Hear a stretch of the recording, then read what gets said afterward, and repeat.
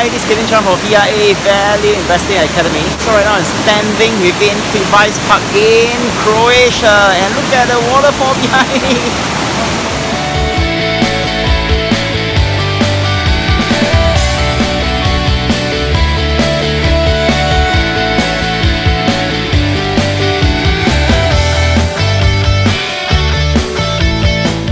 That people ask me is, should they invest in IPO companies?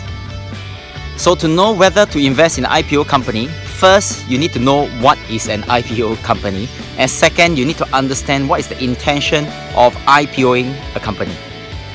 So IPO stands for Initial Public Offering.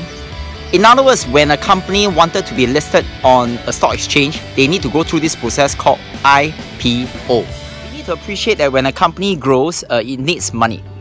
So in order to raise money, there are a few things they can do. Number one, they can borrow from their friends, their family, and so on.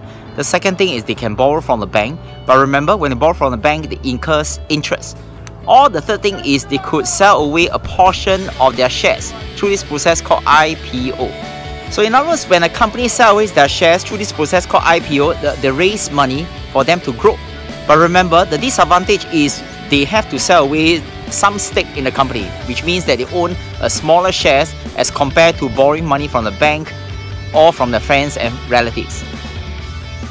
So you have to ask yourself, if a company needs to raise money and they need to sell away the shares, would they tend to sell the shares at a higher price or lower price?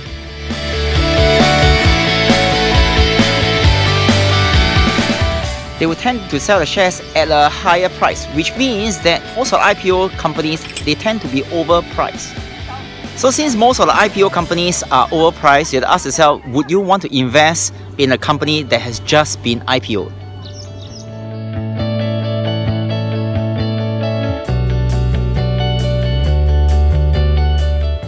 So this is Cayden Chang answering one of the most common questions, and I shall see you in one of my free value investing masterclass. See you soon. Goodbye.